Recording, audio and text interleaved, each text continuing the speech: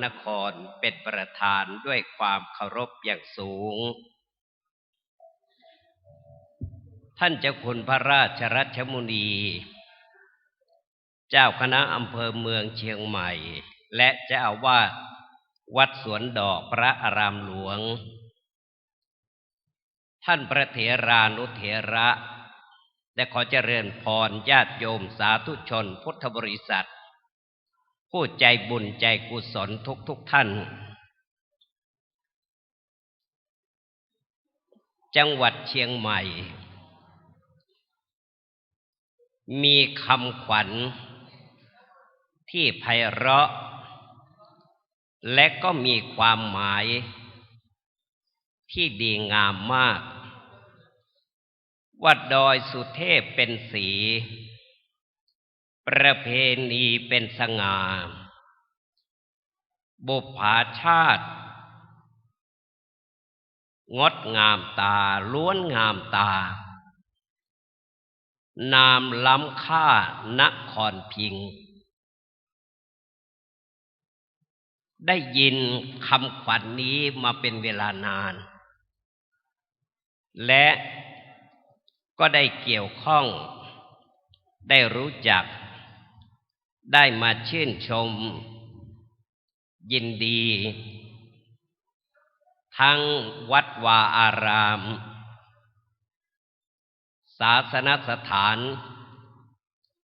และธรรมชาติตลอดถึงพระเถรานุเถระและญาติโยมทุกท่านมาโดยลำดับเป็นที่ประจักษ์ว่าจังหวัดเชียงใหม่เป็นจังหวัดที่มีความเป็นสัปปายะคือความสะดวกสบายมากมายหลายประการเป็นจังหวัดที่มีเกียรติคุณปรากฏรู้จักไปทั่วโลกและมีสิ่งดีๆซึ่งเป็นที่เชิดหน้าชูตาของภูมิภาคและของประเทศไทยมาเป็นเวลาช้านานไปมาก็สะดวกโดยเฉพาะอย่างยิ่งในปัจจุบันนี้มีความสะดวกในการเดินทางถึง3 ทางด้วยกันไม่ว่าจะเป็นทางรถยนต์รถไฟและที่สำคัญก็คือเครื่องบินเป็นเมืองท่องเที่ยวที่มีคนรู้จักมากเป็นพิเศษและมีความสำคัญยิ่งใหญ่เป็นอันดับ2รองจากกรุงเทพมหานครเท่านั้นเพราะฉะนั้นจังหวัดเชียงใหม่ซึ่งเป็นที่รู้จักกันมาแต่เดิมว่านพบุรีนพบุรีศรีนครพิงค์เชียงใหม่ซึ่งเป็นราชธานีของอาณาจักรล้านนาตั้งแต่ต้นถึงปัจจุบันก็มีอายุยืนยาวถึง720 ปี720 ปีเพราะฉะนั้นจึงมีประวัติศาสตร์มีความเป็นมาที่ยาวนานมากหลังจากสร้างเมืองเชียงใหม่ได้76 ปีพระอารามที่งามสง่านามว่าวัดบุปผารามหรือที่แปลเป็นไทยๆว่าสวนดอกไม้ก็คือวัดสวนดอกนี้ก็ได้รับการสถาปนาขึ้นโดยพระเจ้ากือนาธมิกราช พระมหากษัตริย์ลำดับที่6แห่งราชวงศ์มังรายซึ่งได้มีศรัทธาประสาทะในพระบรมพุทธศาสนามากได้สถาปนาวัดบุพารามหรือวัดสวนดอกขึ้นเพื่อให้เป็นที่ปฏิบัติธรรมบำเพ็ญกุศลและประกอบกิจกรรมในทุกด้านของชาวพุทธปัจจุบันวัดสวนดอกมีอายุได้644 ปีใน644 ปีนี้มีเจ้าอาวาสบริหารจัดการดูแลวัดแต่อดีตถึงปัจจุบันรวม20 รูปรูปแรกคือท่านพระมหาสมณเถระรูปปัจจุบันคือพระเดชพระคุณท่านเจ้าคุณพระราชรัชมุนีหรือท่านเจ้าคุณนิมิตรศิขรสุวรรณโนปรริยนธรรม9 ประโยคพุทธศาสตร์มหาบัณฑิตเจ้าคณะอำเภอเมืองเชียงใหม่วัดสวนดอกพระอารามหลวงมีความสำคัญที่ควรแก่การศึกษามากมายหลายประการเฉพาะอย่างยิ่งเป็นพระอารามหลวงและเป็นวัดพัฒนาตัวอย่างเรียกว่าเป็นวัดดีครบ4 สที่ว่าเป็นวัดดีครบ4 สนะสอะไรมั่ง1สะดวก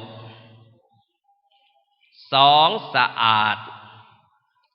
3สง่าและ4ก็สวยงาม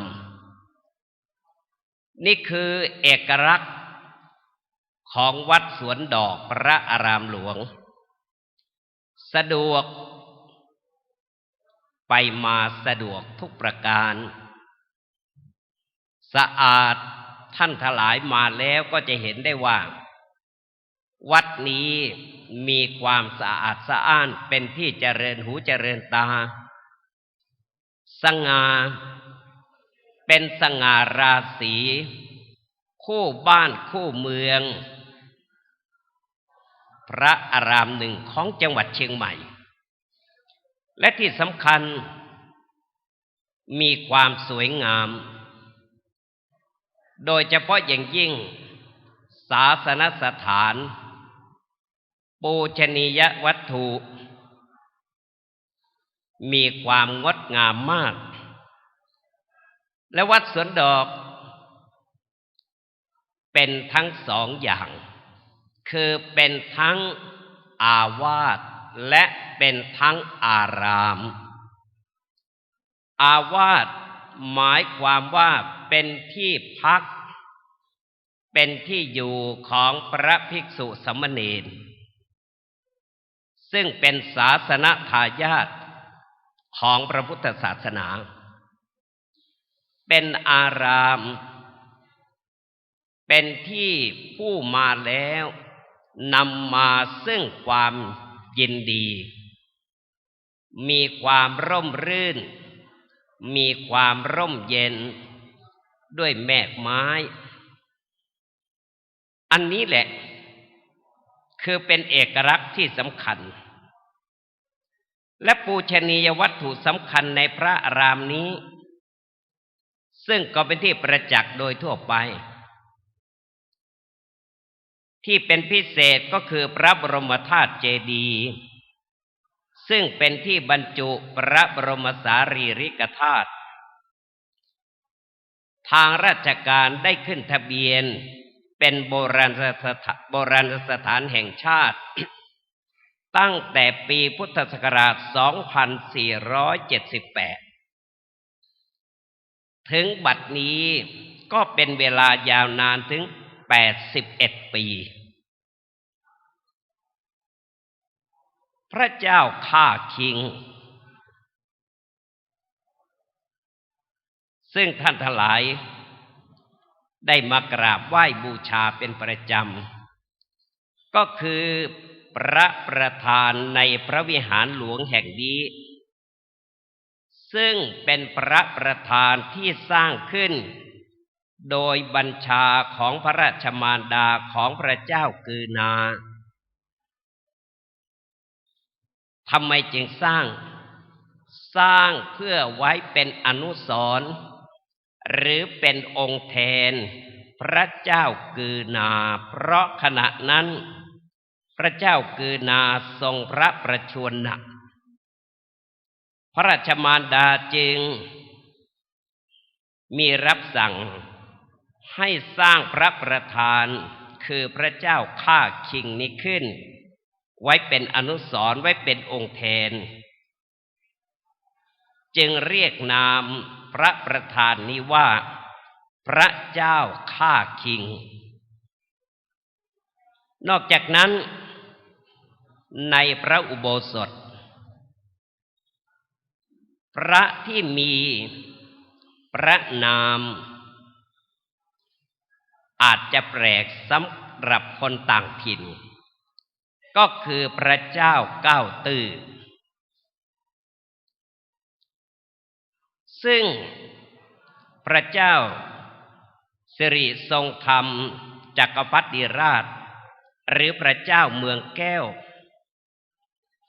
ได้ทรงสร้างขึ้น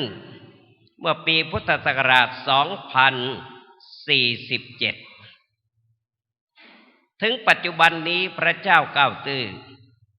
มีอายุถึง512 ปีที่ก็เรียกว่าเป็นพระเก่าแก่ทางราชการจึงขึ้นเป็นทะเบียนโบราณสถานเมื่อปีพุทธศักราช 2478 เช่นเดียวกันในส่วนศาสนสถานที่สำคัญที่เราท่านทั้งหลายได้อาศัยบำเพ็ญบุญกุศลอยู่ในขณะนี้คือพระวิหารหลวงซึ่งเป็นพระวิหารขนาดใหญ่มีความกว้างถึง12 วา 2 ศอกและมีความยาวถึง33 วามีเสาถึง56 ต้นนี่แหละท่านทั้งหลายเป็นสิ่งที่สำคัญสร้างขึ้นเมื่อปีพุทธศักราช 2474 ต่อเนื่องถึงปี 2475 โดยครูบาเจ้าศรีวิชัยนักบุญแห่งล้านนาไทยผู้มีเกียรติคุณปรากฏเกียรติยศลือชาสร้างทางขึ้นพระบรมธาตุดอยสุเทพร่วมกับเจ้าแก้วนวรัตน์ผู้ครองนครเชียงใหม่ได้สร้างพระวิหารนี้ขึ้นซึ่งพระวิหารหลังนี้ก็มีระยะเวลายาวนานเป็นประวัติการณ์ของวัดเช่นเดียวกันแล้วทางราชการก็ได้ขึ้นทะเบียนเป็นโบราณสถานแห่งชาติเมื่อปีพุทธศักราช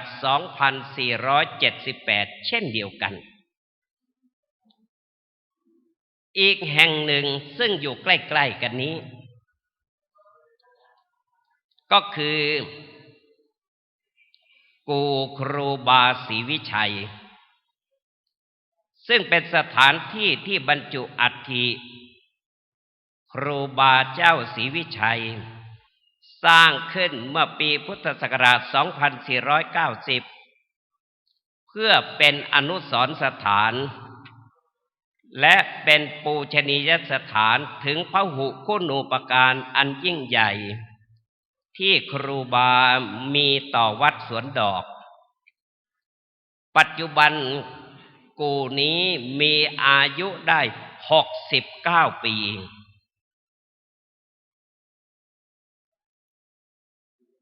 ที่สำคัญอีกเป็นที่รู้จักโดยทั่วไปก็คือกู่เจ้าหลวงเชียงใหม่กู่เจ้าหลวงเชียงใหม่ซึ่งสร้างตั้งแต่ปีพุทธศักราช 2451 เป็นสถานที่บรรจุพระอัฐและอัฐิเจ้าผู้ครองนครเชียงใหม่ตั้งแต่ปฐมกษัตริย์จนกระทั่งถึงกษัตริย์พระองค์สุดท้ายตลอดถึงพระประยุรญาติในตระกูลณเชียงใหม่และผู้สืบเชื้อสายสกุลเจ้า7 ตนปัจจุบันนี้กู่มีอายุถึง108 ปีซึ่งเดิมทีกู่นี้ประดิษฐานอยู่ที่ใกล้ริมฝั่งแม่น้ำปิงก็คือแถวตลาดวโรรสแต่ต่อมาโดยธรรมชาติน้ำท่วมขังบ้างพระราชชายาดารารัศมีจึงทรงให้ย้ายมาประดิษฐานประจำที่วัดสวนดอกพระอารามหลวงแห่งนี้และกู่นี้ทางราชการก็ได้ขึ้นทะเบียนเป็นโบราณสถานแห่งชาติเมื่อปีพุทธศักราช 2478 เช่นเดียวกันที่นำเรื่องนี้มาปรารภในเบื้องต้นก็เพราะคณะสงฆ์คณะกรรมการพุทธบริษัทศิษยานุศิษย์ชาววัดสวนดอกปรารภบำเพ็ญบุญกุศลสมโภชพระอาราม644 ปีท่านทั้งหลายประเทศไทยนั้นเป็นประเทศที่มีความเป็นเอกถึง3 เอกถามว่าเอกอะไรบ้าง 1. เอกราช 2. เอกลักษณ์และ 3. เอกภาพ 3 เอกนี้มีมาโดยตลอดประเทศชาติมีความเป็นเอกราชพระพุทธศาสนามีเอกลักษณ์ที่โดดเด่นสถาบันพระมหากษัตริย์มีความเป็นเอกภาพ3 เอกเพราะฉะนั้นถ้าจะถามว่าเอกราชเอกลักษณ์ไทยอยู่ที่ไหนก็ตอบว่าอยู่ที่2 ว.ว.ที่ 1คือวังว.ที่ 2คือวัดวังคือสถาบันพระมหากษัตริย์วัดคือสถาบันพระพุทธศาสนาและเพราะ2 ว.นี้แหละจึงทำให้ชาติไทยมีว.ที่ 3ตามมานั่นก็คือว.วัฒนธรรมวัฒนธรรมประเพณีที่ดีงามประจำชาติไทยของเราไม่ว่าจะเป็นการบรรพชาอุปสมบททอดกฐินทอดผ้าป่าวันสำคัญในทางพระพุทธศาสนา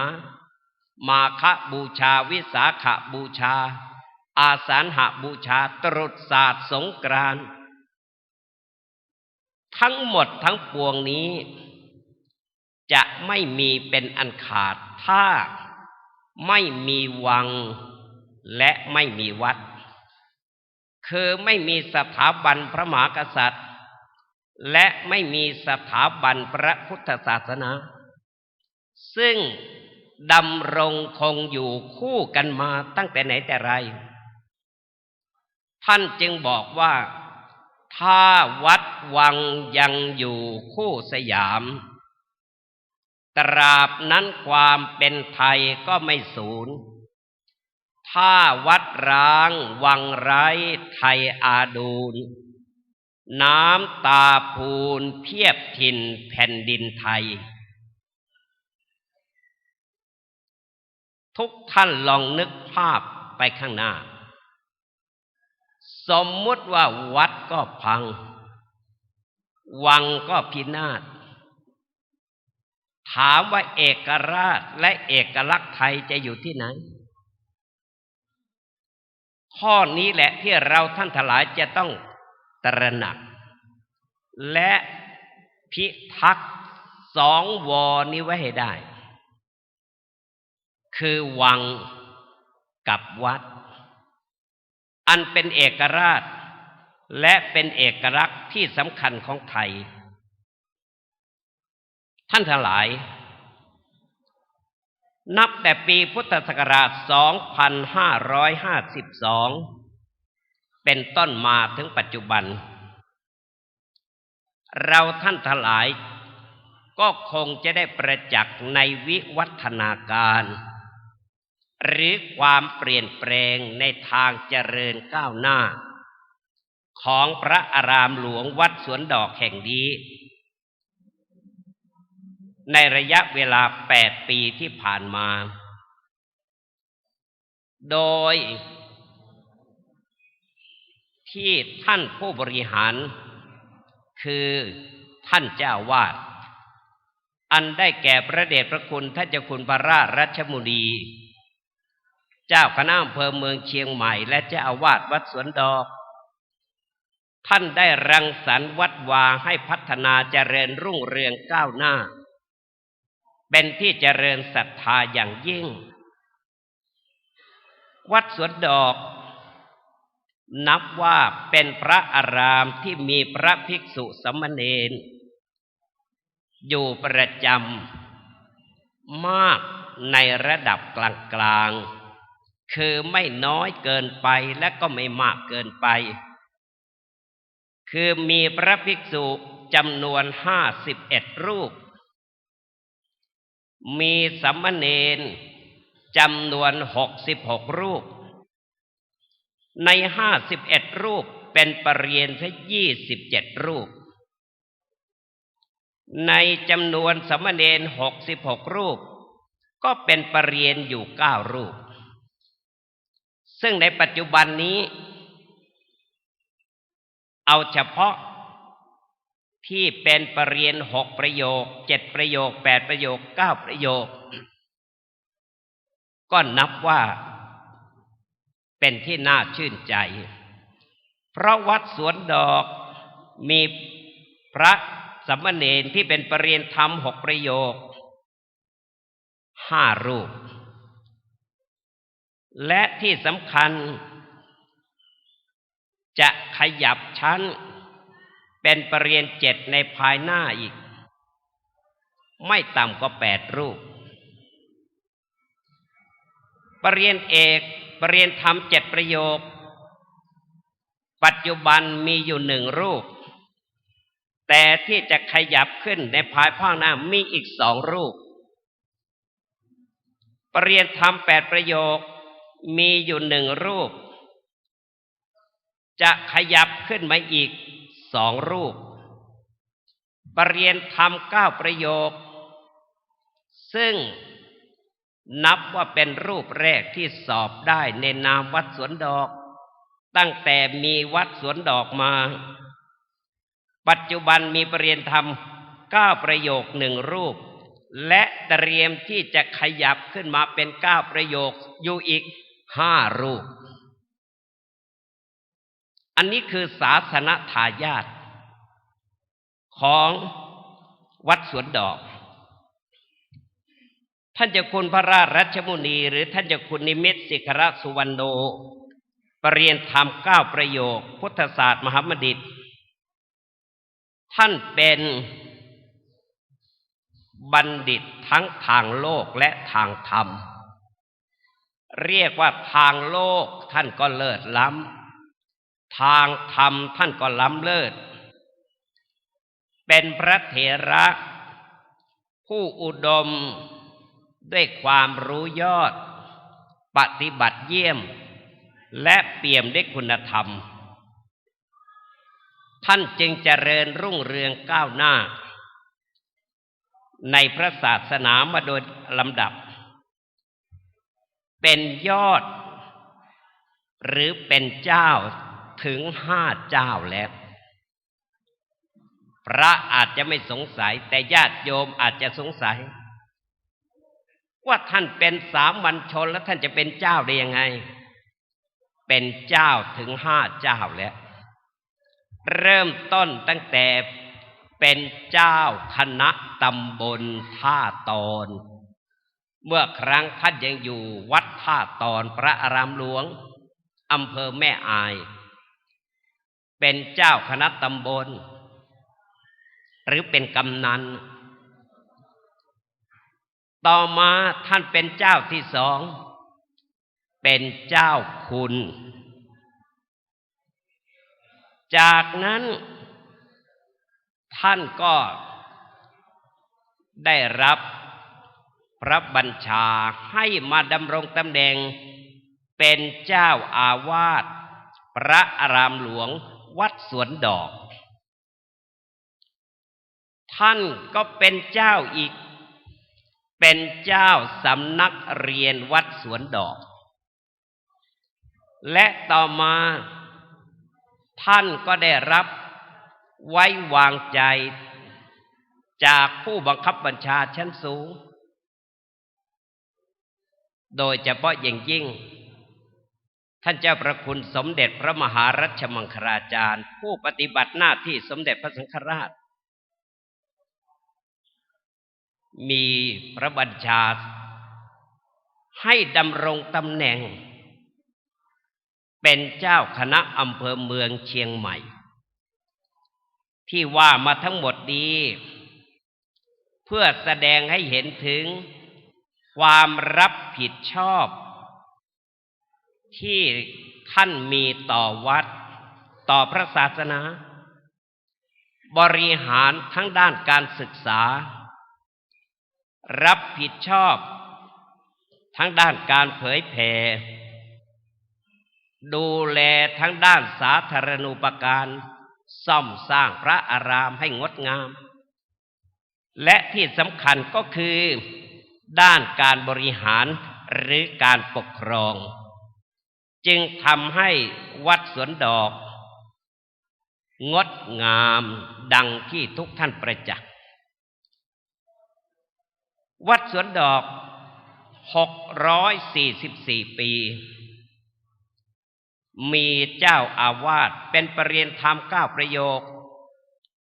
และมีลูกวัดสอบได้ประเรียนธรรม9 ประโยคในปีนี้คือ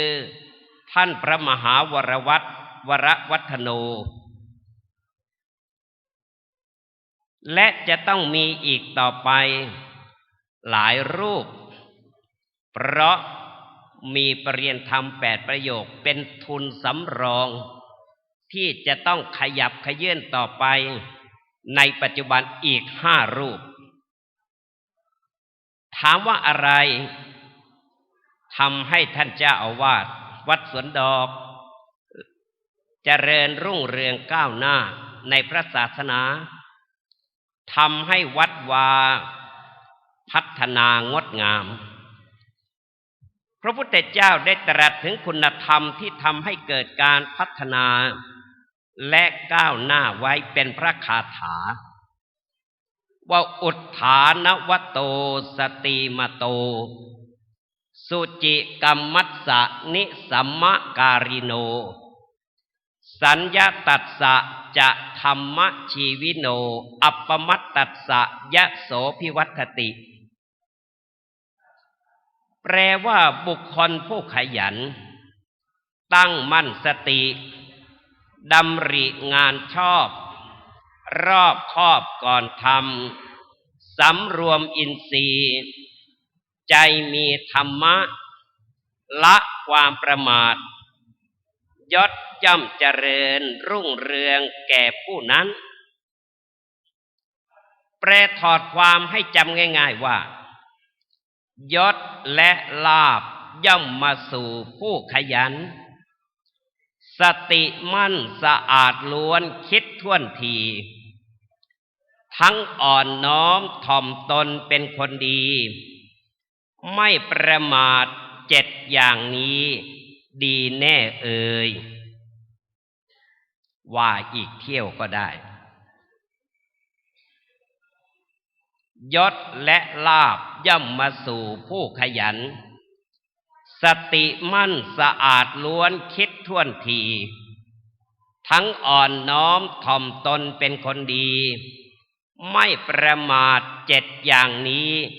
ดีแน่เอ่ยบ่งบอกให้รู้ว่าผู้ใดใครก็ตามอดีตไม่ขยันปัจจุบันไม่ขวนขวายไม่ต้องทำนายอนาคตอดีตไม่ขยันปัจจุบันไม่ขวนขวายไม่ต้องทำนายอนาคตมาตรฐานหรือดัชนีชี้วัดว่าผู้บริหารหรือผู้รับผิดชอบกิจการพระศาสนาหรืออะไรก็ตามจะเจริญรุ่งเรืองก้าวหน้าหรือไม่มีดัชนีชี้เป็นเกรด A B C D ต่อไปนี้ผู้ใดใครก็ตามนายเรียกใช้เพื่อนชมลูกน้องชอบเกรด A ผู้ใดใครก็ตามนายชอบเพื่อนชมลูกน้องเฉยเกรด B ผู้ใดใครก็ตามนายชอบเพื่อนเฉยลูกน้องชังเกรดดีดีภาษาอังกฤษเนี่ยไม่ใช่ดีภาษาไทยมันจะคนละความหมายผู้ใดใครก็ตามนายเฉยเพื่อนชังลูกน้องชั่วแถมตัวชุย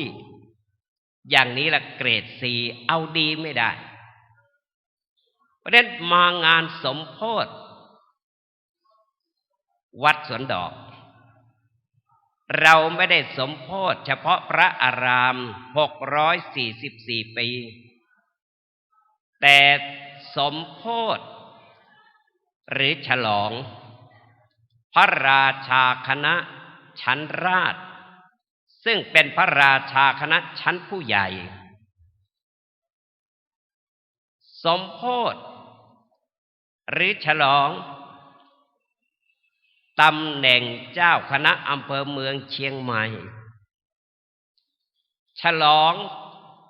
พระครูสัญญาบัตรที่ได้รับพระราชทานสมณศักดิ์มาฉลองผู้ช่วยเจ้าอาวาสพระอารามหลวงและที่สำคัญพระมหาปรริญญาที่สอบได้ทั้งที่เป็นปริญญาธรรม9ประโยคคือท่านพระมหาวรวัตรและ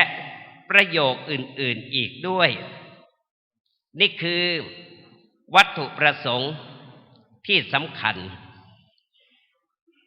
และงานในการบำเพ็ญบุญกุศลนี้เป็นงานใหญ่หรือจะเรียกว่างานช้างก็ได้ไม่ใหญ่ได้ยังไงอาราธนาเจ้าคณะพระสังฆาธิการทรงสมณศักดิ์2 วันวันละ150 รูป2 วันก็300 รูปและวันสุดท้ายซึ่งเป็นพระมหาเถระชั้นผู้ใหญ่อีกมากรูปเพราะนั้นนี่เป็นเครื่องยืนยันว่าเป็นงานใหญ่หรือเป็นงานช้างย้อนกลับไปกล่าวอีกนิดหนึ่งว่า ท่านเจ้าคุณพระราชรัชมุนีเจ้าคณะอำเภอเมืองเชียงใหม่และเจ้าวาดวัดสวนดอกพระรามหลวงนั้นการที่ท่านได้รับเมตตาไว้วางใจจากผู้บังคับบัญชาให้เป็นผู้บริหารกิจการพระศาสนาในหลายๆด้าน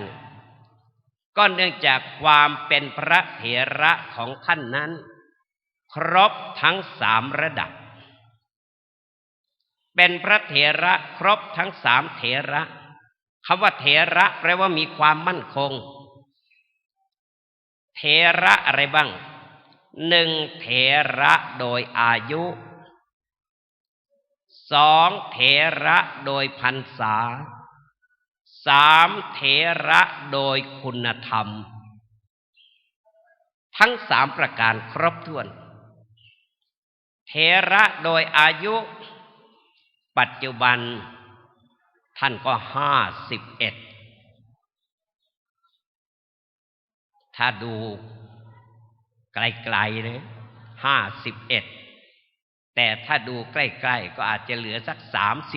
31นี่เถระโดยอายุเถระโดยพรรษาปัจจุบันท่านก็มั่นคงในพระศาสนามาถึง30พรรษาเถระโดยคุณธรรมคือท่านมีดีแบบครบวงจรคือมีความรู้ดีมีความสามารถดีและมีความประพฤติปฏิบัติดีอาศัยที่ท่านเห็นว่าบัดนี้วัดวาอารามที่ได้พยายามบูรณะปฏิสังขรณ์ต่อเนื่องมาในเวลา8 ปีงดงามบริบูรณ์แล้วและมีองค์ประกอบอื่นๆอีกหลายประการท่านจึงถือโอกาสนี้ทำบุญใหญ่สมโภชพระอารามแต่ว่างานนี้จะสำเร็จไม่ได้เป็นอันขาดถ้ากระทำโดยองค์ท่านเพียงลำพังจำต้องอาศัยความร่วมแรงร่วมใจของทุกฝ่ายทั้งฝ่ายคฤหัสถ์และฝ่ายบรรพชิตศิษยานุศิษย์ญาติโยมผู้มีอุปการะร่วมด้วยช่วยกันทุกฝ่ายเรียกว่าต้องอาศัยคุณธรรมสำคัญ4ประการจึงทำให้งานนี้ลุล่วงประการที่1ก็คือความเสียสละประการที่2ความสามัคคีประการที่3ความกตัญญูกตเวทีประการที่4ความมีน้ำใจเสียสละสามัคคีกตัญญูกตเวทีและมีน้ำใจทำให้งานนี้สำเร็จลุล่วงทุกประการวัดสวนดอกมีความสมัครสมานสามัคคีกลมเกลียวรักกันเหมือนพี่ดีกันเหมือนน้องปรองดองกันเสมือนญาติใครคิดได้ก็ช่วยกันคิดไม่ได้ก็ช่วยกันทำไม่ได้ก็ให้ความร่วมมือไม่ได้ก็ให้กำลังใจแม้ให้กำลังใจไม่ได้ก็สงบไม่ขัดแย้งไม่ขัดขวางนี่แหละท่านทั้งหลายทำให้งานนี้สำเร็จเรียบร้อยดีงามไม่มีอุปสรรคปัญหาเหมือนบางที่บางแห่งพระพุทธเจ้าทรงแสดงไว้ในวลาหะกูปมสูตรตอนหนึ่งโดยทรงอุปมาบุคคลว่าคล้ายกับฝน4ประเภทบุคคลเนี่ยคล้ายฝน4ประเภท ประเภทที่หนึ่งคำรามแต่ไม่ตกคือฟ้าร้องแต่ไม่ตกประเภทที่สองตกแต่ไม่คำรามประเภทที่สามคำรามก็ไม่คำรามตกก็ไม่ตกปล่อยให้นั่งร้อนกันอยู่เนี่ยพระก็ร้อนโยมก็ร้อนแล้วรู้สึกว่าจะร้อนกว่ามากกว่ากรุงเทพซะอีกด้วยแต่ร้อนแต่ภายนอกภายในไม่ร้อนคือร้อนกายชั่วครู่ชั่วยามเดี๋ยวกลับไปอาบน้ำได้พัดลมได้แอร์เดี๋ยวก็หายแต่ถ้าใจของเราไม่เร่าร้อนไม่เป็นไรทีนี้ประการที่สี่นั้นคือทั้งตกทั้งคำรามนี่พระพุทธเจ้าตรัสถึงฝน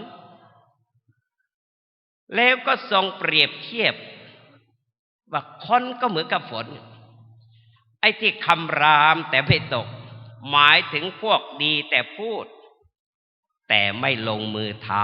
ำเรียกว่าเสียงดังหน้าแดงแต่แรงไม่ออกตกแต่ไม่คำรามเหมือนบุคคลบางคนขยันทำก้มหน้าก้มตาทำแต่ไม่พูดไม่จาประเภทที่สามทั้งไม่คำรามทั้งไม่ตกพูดก็ไม่พูดทำก็ไม่ทำนิ่งเฉยแต่ออกจะหนักไปทางเฉยเมยหรือเลยละประการที่สี่ทั้งตกทั้งคำรามคือทำก็ทำพูดก็พูดพระพุทธเจ้าจึงทรงอุปมาว่าฝนก็เหมือนคนก็เหมือนฝนแต่งานทุกอย่างจะเรียบร้อยได้ต้องอาศัยพูดด้วยทำด้วยถ้าพูดอย่างเดียวแต่ไม่ท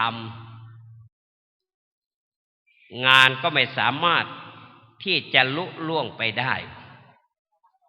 ถามว่าทำไมท่านเจ้าคุณก็เป็นพระอยู่แล้วทำไมจะต้องทำบุญทำกุศลก็เพราะเหตุผลดังกล่าวพระพุทธเจ้าตรัสไว้อีกในนิธิกันธสูตรว่าเอสะเทวมนุษย์สานังสัพพกามัทโทนิธิ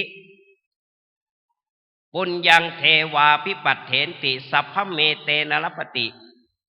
เทพยดาและมนุษย์ทั้งหลายปรารถนาอิทธิผลอันใดอิทธิผลอันนั้นสำเร็จได้ด้วยบุญ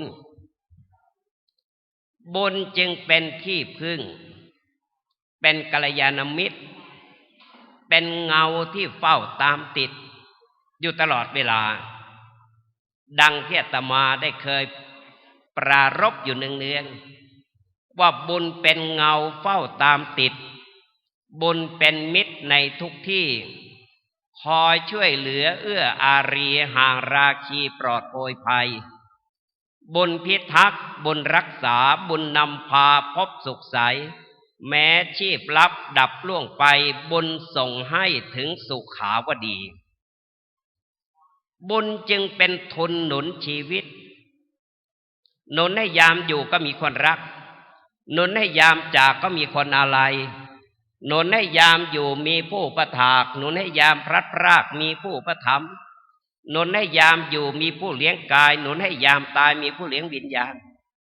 ที่ทุนที่สำคัญนั้นมีสองทุนด้วยกันทุนแรกได้แก่บุญกุศลคุณงามความดีที่ท่านเจ้าคุณพระราชรัชมุนีท่านได้สร้างสมอบรมมาเป็นส่วนแห่งบารมีธรรมและบารมีกรรมของท่านอย่างนี้เรียกว่าต้นทุนในส่วนของท่านผู้เป็นบุพการีของวัดคืออดีตท่านเจ้าอาวาสอดีตท่านผู้มีอุปการะคุณของวัดที่เรียกว่าบุรพาจารย์ต้องอาศัยส่วนที่เป็นสมทบทุน คือผู้อยู่ภายหลังรำลึกนึกถึงอุปการะที่มีต่อวัดต่อประเทศชาติต่อพระศาสนาก็ทำบุญกุศลอุทิศถวายเหมือนงานนี้ท่านเจ้าคุณทำบุญอุทิศถวายแด่บุพการีและบุรพาจารย์ของวัดตั้งแต่อดีตเป็นลำดับมาท่านทั้งหลาย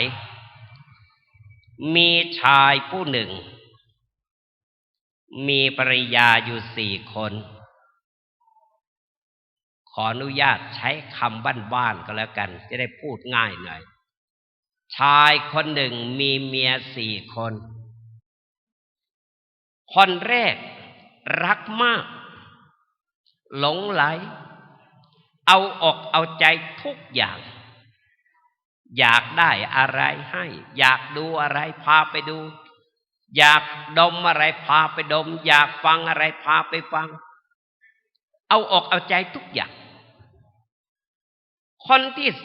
2รักรองลงมาหวงแหนไปมาหาสู่ไปไหนก็เอาไปด้วยคนที่3ไม่ค่อยรักไม่ค่อยใส่ใจไม่ค่อยเอาไปด้วย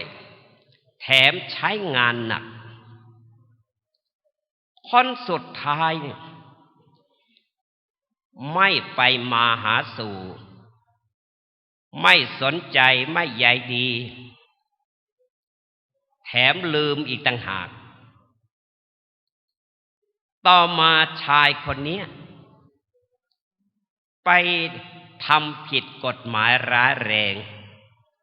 ศาลพิพากษาให้ประหารชีวิตแต่ก่อนที่จะถูกประหารเขาก็วิงวอนว่าเขามีเมีย4 คนขออนุญาตไปร่ำลาเมียสักหน่อยเจ้าหน้าที่ก็สงสารเห็นใจเอาพาไปถึงก็ถามเมียคนแรกว่าเมียคนแรกที่รักมากเอาอกเอาใจมากถ้าฉันตายเธอจะทำอย่างไรคำตอบที่ได้ยินเหมือนสายฟ้าฟาดลงกลางดวงใจเขาบอกว่าตายแล้วก็เลิกกันตายแล้วก็แล้วกันคนตายกับคนเป็นจะมายุ่งกันอยู่ได้ยังไงตายแล้วก็เลิกกันไปถามเมียคนที่2ถ้าฉันตายเธอจะทำยังไงคนนี้ก็รักรองลงมาไปไหนเอาไปด้วยขาดไม่ได้มึงคนนี้บอกว่าถ้าเธอตายฉันจะมีผัวใหม่ไอ้นี่ก็สายฟ้าฟาดนักเสียใจหลงรักมานานไปถามคนที่3ซึ่งไม่ค่อยรักแถมใช้งานหนักไม่ค่อยดูดำดูดีถ้าฉันตายเธอจะทำยังไงคำตอบบอกว่าถ้าเธอตายฉันจะนำเธอไปเผาและไปส่งที่เชิงตะกอนค่อยยังชั่วหน่อยไปถึงคนสุดท้ายซึ่งไม่เคยรักไม่เคยสนใจไม่ใยดีถ้าฉันตายเธอจะทำยังไงเมียคนนี้บอกว่าถ้าเธอตายฉันจะขอติดตามเธอไปด้วยไม่เคยรักไม่เคยสนใจใยดีแต่ว่าตายจะขอติดตามไปด้วยชื่นใจถามว่าเมีย4 คนนี้คืออะไรญาติโยมฟังให้ดีนะเป็นอุปมาอุปไมยเมียคนแรกที่รักมากหลงมาก เอาใจมากอยากกินอะไรพาไปกินอยากดูอะไรพาไปดูอยากดมอะไรพาไปดมเอาออกเอาใจทุกอย่างคืออินทรีย์ตาหูจมูกลิ้นกายใจอินทรีย์ทั้งหกมันอยากดูพามันไปดูอยากฟังพามันไปฟังเนี่ยทุกสิ่งทุกอย่างตายแล้วก็เลิกกัน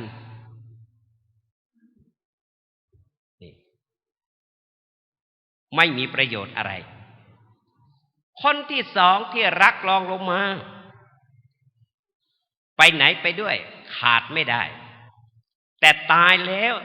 ฉันจะมีผัวใหม่คนนี้คือใครหรือสิ่งนี้คือใครทรัพย์สินสมบัติไอ้ที่เรารักเราหลงเราหวงแหนไปไหนก็หอบไปด้วยไปชั่วครู่ต้องรีบกลับมากลัวจะหายตายแล้วจะมีผัวใหม่หมายความว่าเมื่อเราตายก็เปลี่ยนผู้ครอบครองพ่อแม่ตายมันก็ย้ายไปเป็นของลูกปู่ย่าตายายตายก็ไปเป็นของหลานสามีตายก็เป็นของภรรยาภรรยาตายก็เป็นของสามีเนี่ยได้แก่ทรัพย์สินสมบัติเมียคนที่สามไม่ค่อยรักใช้งานหนักไม่ค่อยใยดีเท่าไหร่อันนี้นอกจากหมายถึงสังขารร่างกายที่เราทำงานหลังสู้ฟ้าหน้าสู้ดินทำมาหากินตั้งแต่เช้ายันค่ำอีกประการหนึ่งหมายถึงญาติมิตรพี่น้องเมื่อเราตายแล้วคนที่มีกระใจก็พาไปส่งที่เชิงตะกอนเผาให้แต่เขาไม่ไปด้วยนะแค่ส่งอย่างเดียวนี่ญาติมิตรพี่น้องไอ้ที่ว่ารักกันปานกลืนสุดท้ายก็ตัวใครตัวมันและ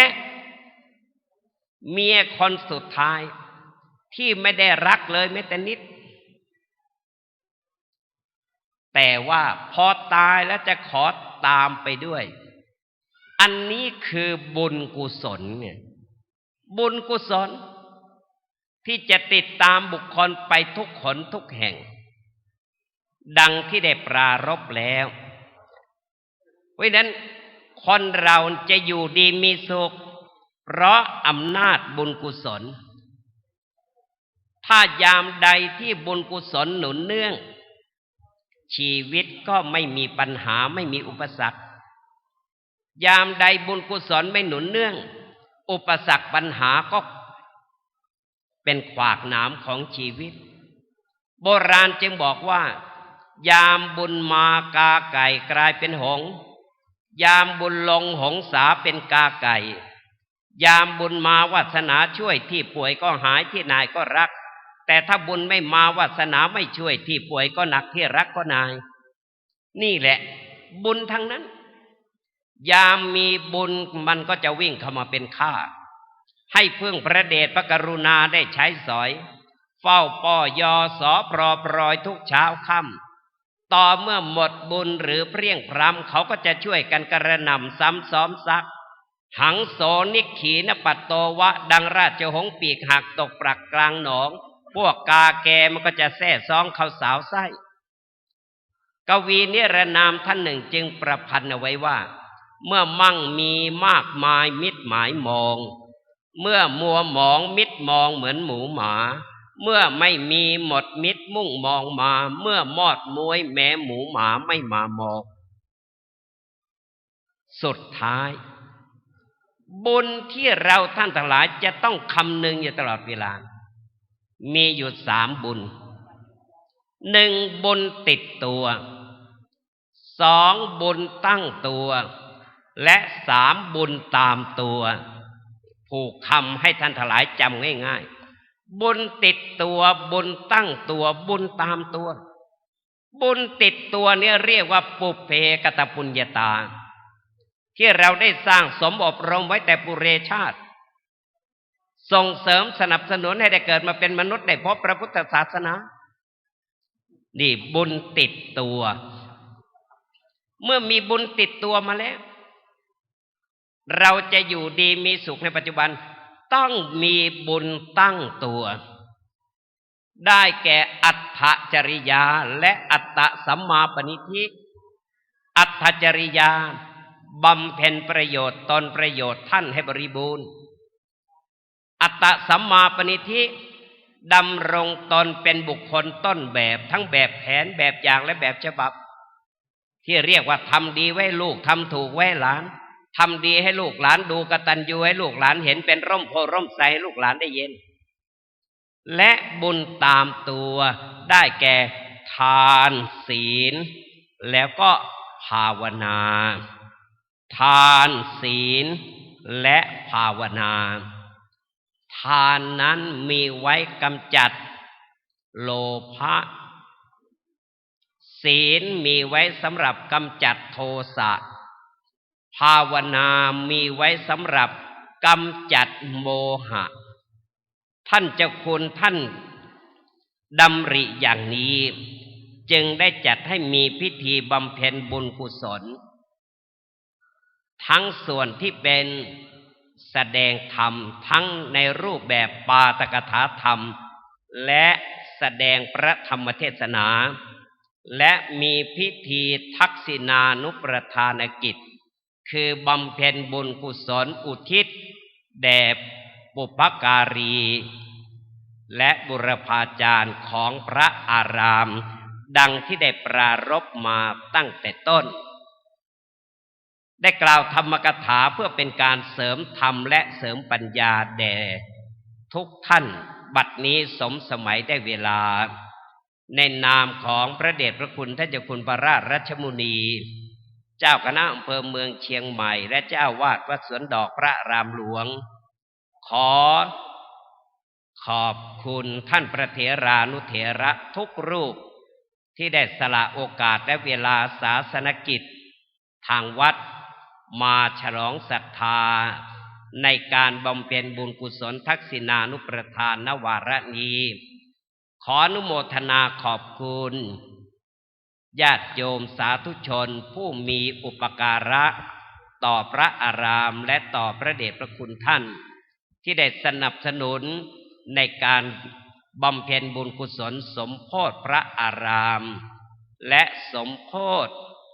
พระราชาคณะชั้นราชเจ้าคณะอำเภอเมืองเชียงใหม่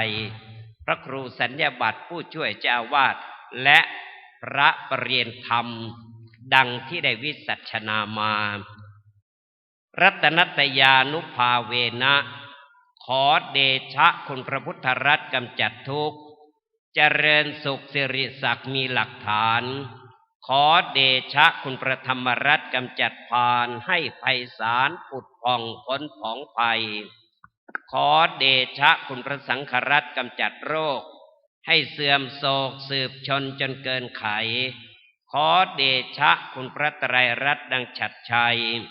เจริญวัยเจริญศรีทวีสุขทุกประการอาตมภาพกล่าวธรรมกถาเพื่อเป็นการเสริมธรรมเสริมปัญญาบัดนี้สมสมัยได้เวลาขอยุติการกล่าวธรรมกถาแต่เพียงเท่านี้ขอความผาสุขสวัสดีจงมีแด่ทุกท่านทุกคนเทินสาธุสาธุสาธุกับพระเดชพระคุณพระราชธรรมวาทีนะครับวัดประยูรวงศสาวาสวรวิหารกรุงเทพมหานครปาฐกถาจบลงแล้วพระเดชพระคุณท่านถือว่าเป็นเพชรน้ำเอกนะครับแห่งพระนักเทศนะครับแห่งประเทศไทยระดับเอกอุนะครับที่เราท่านทั้งหลายได้ติดตามผลงานของพระเดชพระคุณมาโดยตลอด นะครับในนามวัดสวนดอกพระอารามหลวงจังหวัดเชียงใหม่คณะสงฆ์จังหวัดเชียงใหม่ทางการบ้านเมืองจังหวัดเชียงใหม่กราบขอบพระคุณพระเดชพระคุณไว้ณโอกาสนี้เป็นอย่างสูงครับลำดับต่อจากนี้ไปจะเป็นพิธีประเคนไทยธรรมกันเทศนะครับจำนวน2 ชุดนะครับขอได้รับเกียรติเรียนเชิญนะครับในนามคณะศรัทธาเจ้าภาพและแขกผู้ทรงเกียรติทุกท่านนะครับในวันนี้ชุดที่1นะครับขอได้รับเกียรติจากคุณโยมชาญสุธรรมวงศ์กราบเรียนเชิญคุณโยมชาญสุธรรมวงศ์ครับ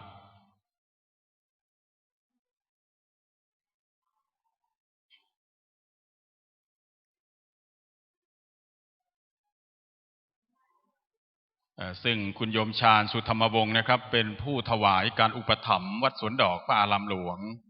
นะครับตั้งแต่พระเดชพระคุณพระราชรัชมุนีมาดำรงตำแหน่งอธิบดีสงฆ์วัดสวนดอกพระอารามหลวงตั้งแต่ต้นครับและชุดที่2นะครับเนื่องจากพระเดชพระคุณนะครับติดศาสนกิจในวันที่15 พฤษภาคม 2559นะครับสมณศรัทธาและมูลศรัทธาจังหวัดเชียงใหม่และวัดสวนดอกพระอารามหลวงขอน้อมถวายพระเดชพระคุณนะครับอีก1 สำรับนะครับขอกราบเรียนเชิญนะครับขอได้รับเกียรติเรียนเชิญคุณโยมวินัยอรัญญาชัยเศรษฐ์นะครับอันนี้ก็ผู้ถวายการอุปถัมภ์วัดสวนดอกพระอารามหลวงและพระเดชพระคุณพระราชรัชมุนีนะครับตั้งแต่ต้นนะครับกราบเรียนเชิญในโอกาสนี้ครับ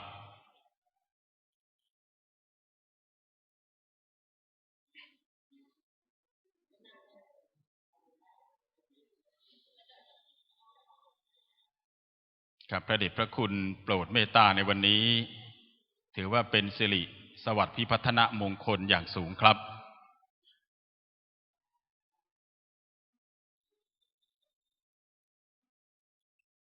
ลำดับต่อไปจะได้ถวายนะครับทายทานแด่พระเดชพระคุณนะครับพระเดชพระคุณพระราชสุตาภรณ์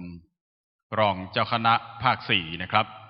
ขอได้รับเกียรติเรียนเชิญนะครับแขกผู้ทรงเกียรติจำนวน2 ท่านนะครับคุณครูสุริวัฒน์คุณครูฉัตรวรี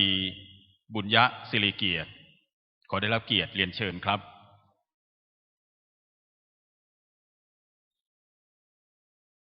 พระเดชพระคุณพระราชสุตาภรณ์รองเจ้าคณะภาค4โปรดเมตตานะครับทุกครั้งครานะครับในเขตทนเหนือของเรานะครับ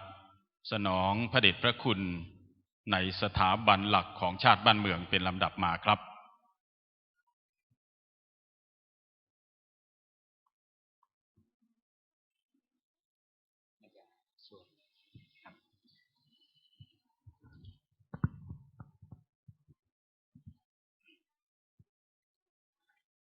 ครับขอกราบขอบพระคุณทุกส่วนร่วมในการน้อมน้อมประเคนเครื่องไทยธรรมถวายแด่พระมหาเถระที่มีชื่อเสียงทั้งในส่วนกลางและภาคเหนือนะครับกราบขอบพระคุณและอนุโมทนาบุญท่านผู้มีเกียรติทั้งหลายที่ได้พร้อมใจกันมีส่วนร่วมในครั้งนี้ลำดับต่อนนี้ไปจะได้กราบอาราธนาพระสงฆ์ทั้งนั้นได้โปรดเมตตาสวดพุทธมนต์เพื่อน้อมอุทิศแด่ดวงวิญญาณของบุรพาจารย์ผู้มีพระคุณอเนกอนันต์ต่อวัดสวนดอกพระอารามหลวงกราบอาราธนาครับ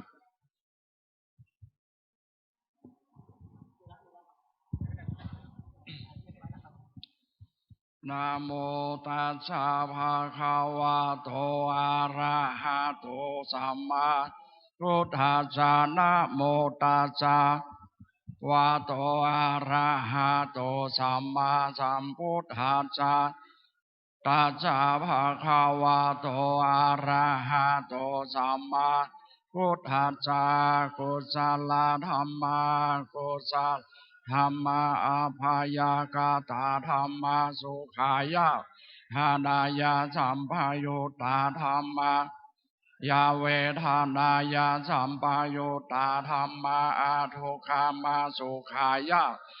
นายะสัมภยุตตาธรรมะวิปากาธรรมะกาธรรมะธรรมะ วิปากานาวิปากาธรรมะธรรมาอุปาเทนุปาทานิยาธรรมาเทนุปาทานิยาอานุปาเทนานุปาทานิยาธรรมาสังเกเลทาสังเกเลธรรมาสังเกเลทาสังเกเลสิกขาธรรมอาสังเกเลทาสังเกเลสิกขาธรรมาสังตากาสาวิจาราธรรมาอาวิตากาวิจารามาตาธรรมากาวิจาราธรรมาปิติสาหาคาตาธรรมาสุขาสาตาธรรมาโอเปขาสหาคาตาธรรมาทัสสะปะหาตาภาธรรมาภาวานายาปะหาตาภาธรรมาเนวทัสนานาภาวานายาปะหาตาภาธรรมาทัสสะนาปะหาตาภาเหตุกาธรรมานายาปะหาตาภาเหตุกาธรรมาเนวจายตาภาเหตุกาธรรมาคามิโนธรรมาอาปัจจายะคามิโนธรรมาเนวจายะคามิโนนาคามิโนธรรมาเสขาธรรมาอาเสขาธรรมาเนวเสขานาเสขาธรรมาธรรมามหาคาตาธรรมาอาปัมมานาธรรมาตาลัมมะนาธรรมามหาคาตาลัมมะนาธรรมาอาปัมมานาลัมมะนาธรรมาหินาธรรมามัชฌิมาธรรมาธรรมามิชาตานิยาตาธรรมาสัมมาตานิยาตาอานิยาตาธรรมาลัมมะนาธรรมามคาเหตุกาธรรมามคาติปาติโนธรรมาอุปันนาอนุปันนาธรรมาอุปาทิโนธรรมาอาติตาธรรมนาคาตาธรรมาปัจจุปันนาอาติตาลัมมะนาอานาคาตาลัมมะนาธรรมาปัจจุปันนารัมมะนาธรรมาสานินาอาดิคาธรรมาอานิทัสสานาตาลัมมะนาธรรมาอาหิตาลัมมะนาธรรมาสานิทัสสานาสัพปติคาอานิทัสสานาสัพปติคาอานิทัสสนาปฏิฆาธรรมาเหตุปัจจัยโยอารัมมณปัจจัยโยอาทิปฏิปัตอานันตาระปัจจัยโยสามานันตาระปัจจัยโยสหชาตปัจจัยโยอันปัจจัยโยนิสัยปัจจัยโยปานิสัยปัจจัยโยปุเรชาตปัจฉาสาตปัจจัยโยอาเสวนาปัจจัยโยกัมปะปัจจัยโยวิปากาโยอาหารปัจจัยโยอินทรียปัจจัยโยชานะปัจจัยโยมัจจายโยสัมปายุตาปัจจัยโยวิปายุตาโยอาทิปัจจัยโยนาทิปัจจัยโยวิคตาจายโยอาวิคตาปัจจัยโยสาธุครับบัดนี้พระสงฆ์ทั้งนั้นได้โปรดเมตตาสวดพุทธมนต์เพื่อน้อมอุทิศเป็นกัลปนาผลแด่จิตดวงวิญญาณของบุรพาจารย์ผู้มีบุญคุณวัดสวนดอกพระอารามหลวงแห่งนี้ได้จบสิ้นเป็นที่เรียบร้อยก่อนที่เราทั้งหลายจะได้นอบน้อมทอดผ้าปังตุกุลและนอบน้อมประเคนเครื่องไทยธรรมต่างๆพระอาจารย์จะขอโอกาสประมาณสัก 7-8 นาทีได้สุมาโคตานตามตันติประเพณี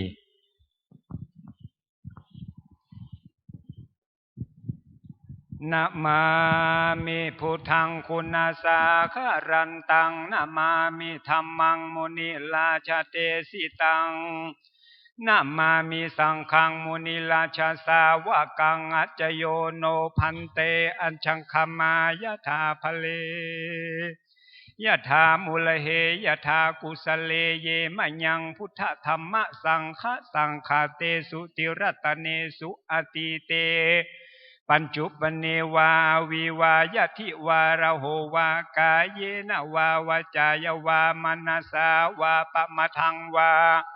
อาคารวังวากสิมหาทิสวายธาธัมมังปฏิกโรมะเตสังโนพุทเทติรัตนะตยังอนุกัมปังอุปัฏฐญะอัจจยังอัจจญโตปฏิคันหาตุสัพพังตุอยุตอายติงสังวริสามะสังจิจโตสัง อสัญจิจโตสังสัพปังโตสังขมันตุโนสาธุโอกาสะสิริวิสุทธิมกุตตปวโรสดอุดมบรมพุทธาติรัตนาทไลพันเพว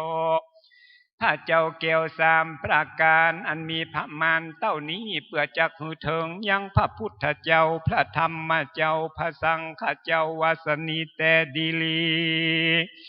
บัดนี้ผู้ข้าพระเจ้าตั้งหลายหมายมีภายในหมายมีพระเดชพระคุณหลวงพ่อพระราชมุนีเจ้าอาวาสวัดสวนดอกพระอารามหลวงเจ้าคณะอำเภอเมืองเชียงใหม่ตลอดจนถึงพระสงฆ์องค์เนนและศรัทธาสาธุชนตั้งหลายได้พร้อมใจกันสนองคงควายตกแต่งพร้อมน้อมนำมายังทุปบุพาลาจาดวงดอกเข้าตอกดอกไม้ตามตันติประเพณีผู้ข้าพเจ้าตั้งหลายมีกุศลเจตนากระทำบุญทักษิณานุปทานในวาระ644 ปีวัดสวนดอกพระอารามหลวง720 ปีเมืองเชียงใหม่ได้เฉลิมฉลองเสนาสนะพระวิหารหลวงพระมหาเจดีย์พระอุโบสถพระเจ้าเกาตือ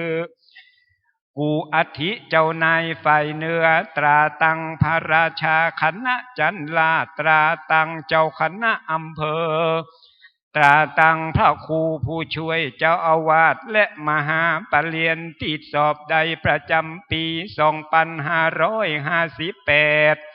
ณวัดสวนดอกพระอารามหลวงแห่งนี้ผู้ข้าพเจ้าตั้งหลายจักกระทำพิธีทักษิณานุปทานน้อมอุทิศแด่จิตดวงวิญญาณของพระสงฆ์องค์เจ้าแต่โบราณกาลผู้มีพระคุณอเนกอนันต์ต่อวัดสวนดอกพระอารามหลวงหมายมีพระมหาเถระดังนามดังต่อไปนี้คือเป็นอดีตท่านเจ้าอาวาสวัดสวนดอกพระอารามหลวงจะขอน้อมอุทิศถวายแด่พระสุมาณะพระมหากัสสปะพระมหานันทปัญญาพระมหาพุทธญาณพระพุทธคัมภีระพระมหาญาณลังสีพระมหาไตรปิฎกสังฆราชาพระมหาพุทธทิจจะพระมหา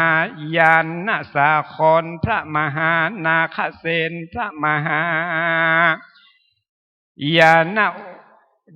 นาวชิระโพพระมหาภูกามยานสาครพระมหาปุริเทพระมหาธรรมโพพระสิริมังคลาจารย์พระสังฆทีปะพระมหาวชิระปัญญาพระครูสุขันธศีลพระครูศรีปริยัตยานุรักษ์ตลอดจนถึงพระเดชพระคุณหลวงพ่อพระอมรเวทีทั้งหมดทั้งมวลก็คืออดีตเจ้าอาวาสผู้ที่ได้บำรุงพระพุทธศาสนาดูแลวัดสวนดอกพระอารามหลวงตั้งแต่อดีตจนถึงปัจจุบันนี้บ่เต้าแต่นั้นจะขอน้อมอุทิศถวาย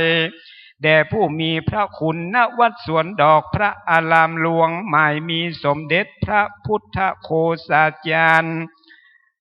พระรัตนปัญญาเถระพระธรรมวโรดมตลอดจนถึงพระอภัยสารทสังฆปราโมกข์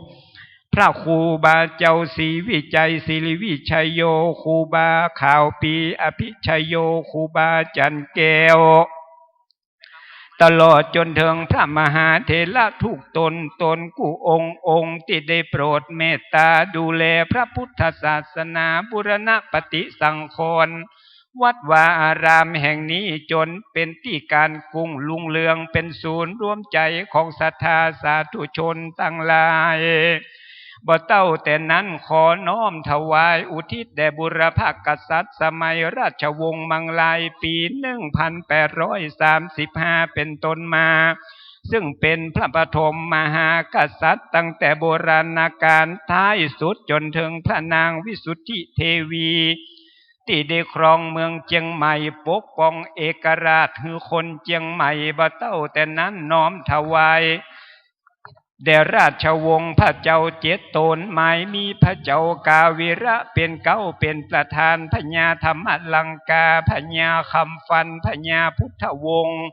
พญามโหตระประเทศพระเจ้ากาวิโลรสสุริยวงศ์พระเจ้าอินทวิชยานนท์